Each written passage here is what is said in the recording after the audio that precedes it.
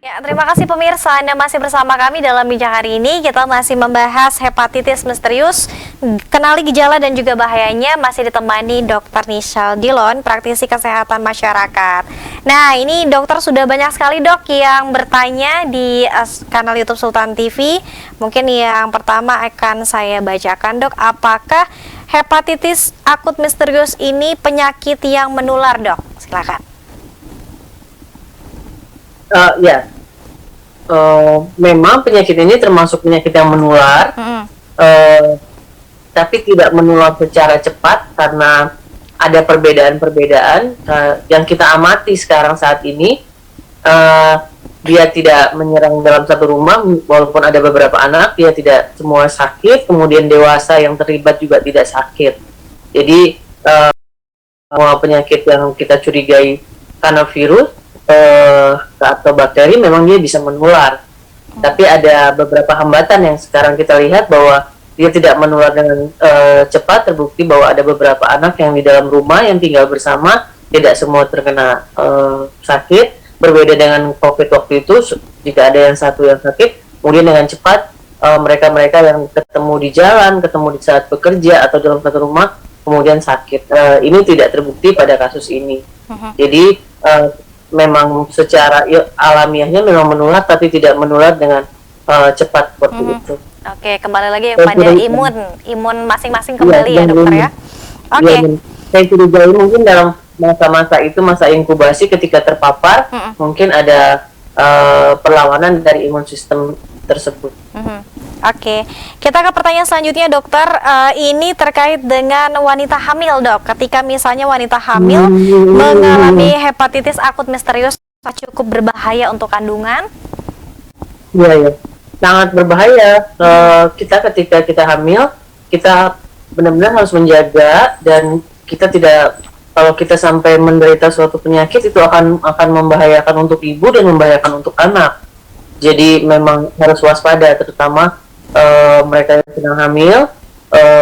Ini kita sedang menghadapi adanya lonjakan kemunculan virus adenovirus atau outbreak hepatitis. Ini perlu untuk waspada, agar Anda mungkin lebih meningkatkan kewaspadaan diri, seperti maskernya tetap dipakai, dan kemudian masker bisa diganti setiap beberapa jam, karena kan kita menggunakan masker nanti kadang kita makan atau kita berpapar itu. Nah, itu ganti masker yang baru.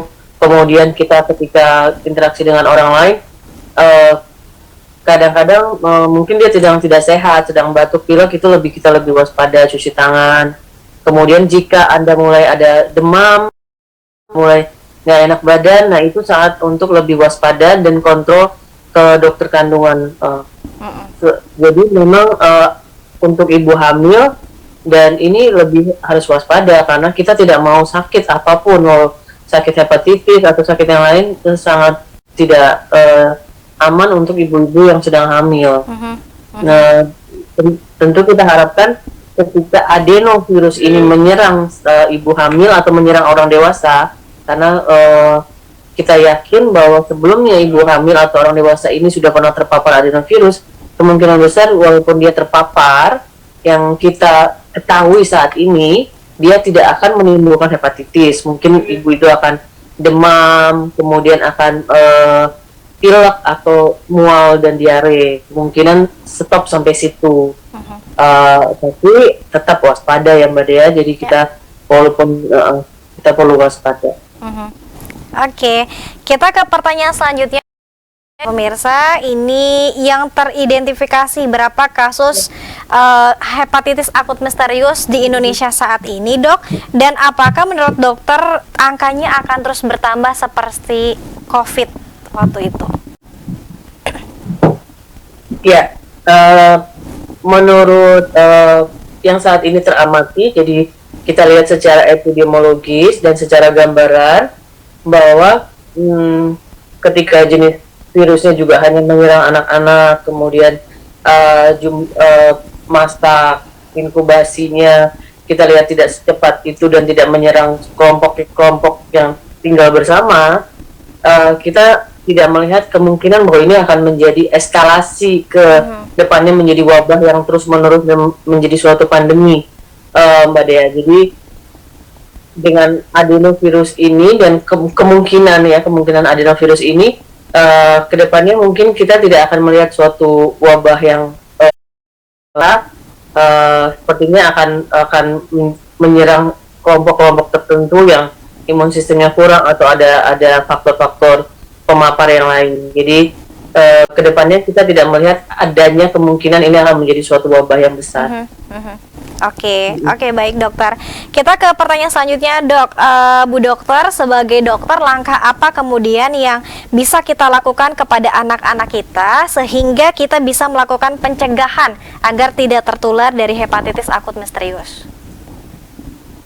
Ya, untuk anak-anak yang bisa kita lakukan selain menjaga kebersihan mereka, kita pastikan anak-anak itu makan dengan cukup, makan dengan benar, karena banyak anak-anak yang kemudian asupannya karena mereka sudah mulai picky eating, ya, mulai milih-milih, kadang makan mungkin tidak cukup protein atau tidak cukup makanan yang sehat seperti mengandung serat, buah, sayur-sayuran. Mereka makanannya tidak lengkap, kadang ada yang hanya makan pilihan-pilihan mereka, misalnya hanya makan makanan instan. Nah, ini membuat anak dari awalnya tidak mempunyai daya tahan yang cukup. Jadi kita menjaga anak-anak itu dari awal memang dari asupan nutrisi yang benar. Misalnya mereka sudah makan nasi dengan lauk-lauknya, dengan sayur dan buah-buahan. Kemudian zat-zat umum yang seperti vitamin itu bisa kita dapatkan dari makanan kita, dari buah, itu sudah mengandung vitamin C. Kemudian anak-anak kan sekarang untuk makan buah atau makan sayur mungkin harus dibujuk-bujuk. Nah, pada saat itu ya pada saat-saat seperti itu yang membuat mereka menjadi kemudian memang dari awal sudah tidak cukup kuat, jadi rentan, ya.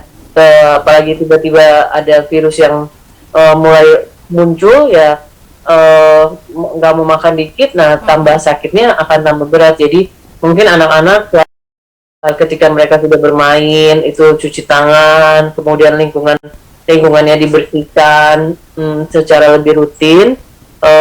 Makanannya sih, asupan makanan yang lebih kita perhatikan. Kemudian kita lihat apakah anak-anak membuang buang airnya bersih. Kadang-kadang kan pampers atau itu yang kemana, nah itu bisa menjadi sarang penyakit. Anak-anak kita harapkan juga buang air besar secara teratur. Kita bisa melihat kesehatan anak-anak kita bahwa mereka buang air besar secara teratur, warnanya, kemudian bau. Nah, kita dari situ kita sudah bisa pantau dari awal bahwa anak-anak sedang dalam keadaan sehat. Karena ketika mereka buang air besar secara teratur, berarti ada pembuangan dari kotoran-kotoran. Nah, kita amati dari situ. Oke, kita ke pertanyaan terakhir, dokter. Ini terkait dengan apakah ada obat-obatan tertentu, dok, ketika misalnya kemarin itu kan ini ada obat-obatan tertentu yang bisa dikonsumsi oleh masyarakat. Apakah untuk hepatitis akut misterius ini tersedia juga di rumah sakit atau apotik rujukan, dok? Untuk hepatitis seperti ini inflamasi sel liver, Obat-obatan yang digunakan adalah obat-obatan ada 3 hal yang akan digunakan dokter untuk melawan untuk memperbaiki kesehatan seseorang jika sudah mulai dirawat. Pertama, obat-obatan yang digunakan adalah obat-obatan simptomatik. Jadi obat-obatan yang meringankan derita pasien. Misalnya pasien demam, tentu akan diberikan obat demam. Jika pasien sakit perut, diberikan obat yang mengatasi mual, muntah, sakit perut. Itu adalah jenis-jenis obat-obatan yang akan digunakan. Kemudian apabila pasien tidak makan, akan diberikan obat yang memberikan makanan, infusan yang makanan. Itu adalah obat-obatan awal. Kemudian obat-obatan kedua akan dilihat apakah virus masih aktif. Jika virus masih aktif, akan digunakan obat-obatan antivirus. Karena virus yang menyerang ini adalah virus yang common, yang umum, adenovirus, maka obat virus yang digunakan obat-obat virus yang biasa yang memang sudah tersedia. Dan kemudian yang obat-obatan yang ketiga yang akan digunakan adalah obat-obatan yang melindungi sel-sel liver, karena yang diserang terutama adalah sel liver, sel-sel hati yang kemudian dimunculkan oleh virus tersebut agar diproteksi. Nah, ini obat-obatan yang ketiga macam ini akan digunakan oleh para dokter untuk mengatasi agar pada saat hepatitis yang berlalu pasiennya masih dalam kondisi yang baik. Oke, terima kasih banyak Dokter Nisal atas waktunya, sudah berbagi banyak sekali pengetahuan ya Dok. Semoga dengan pertemuan kita pagi hari ini bersama dengan pemirsa ini bisa membuat kita lebih tenang ya Dok, jangan panik dan kemudian tetap tadi kesehatan ya dokter ya. Apa terakhir dokter yang ingin disampaikan terkait dengan tema yang sudah kita bahas pagi hari ini, silakan. Ya, Mbak Dea. Jadi memang yang lebih kita perlu ini bahwa kita waspada perlu, tapi kita jangan trauma. Kita memang ada trauma besar ya terkait dengan hal yang menimpa kita, menimpa bersama dan kita menjadi trauma. Dan ini ada sesuatu yang perlu kita ketahui bahwa kita menjaga kesehatan, tapi perlu kita tetap menjalankan aktivitas kita dengan bahagia mungkin ya, karena hal-hal yang sederhana, yang simple itu kadang-kadang malah bisa menaikkan atau menurunkan imun sistem. Jadi tetaplah menjaga kepositifan dan keceriaan dalam keseharian kita. Oke, tetap berbahagia ya dok ya. Ini sangat penting ya untuk menjaga imunitas. Baik, terima kasih banyak sekali lagi Dr. Nichelle Dillon, praktisi kesehatan. Semoga sehat selalu, sukses selalu dokter. Semoga nanti tidak kapok ya dok, bisa kita sambung lagi dengan tema lainnya untuk kemudian memberikan edukasi kepada masyarakat dok. Iya Mbak Dea, terima kasih juga. Baik, terima kasih. Ya, terima kasih pemirsa. Besok tentu kita akan kembali lagi hadir di jam yang sama dalam talk show bijak hari ini jam 9 pagi sampai jam 10 pagi. Akhir kata saya Dielen Tamongi beserta seluruh kerabat kerja pamit undur diri. Terima kasih atas kebersamaan Anda. Wassalamualaikum warahmatullahi wabarakatuh.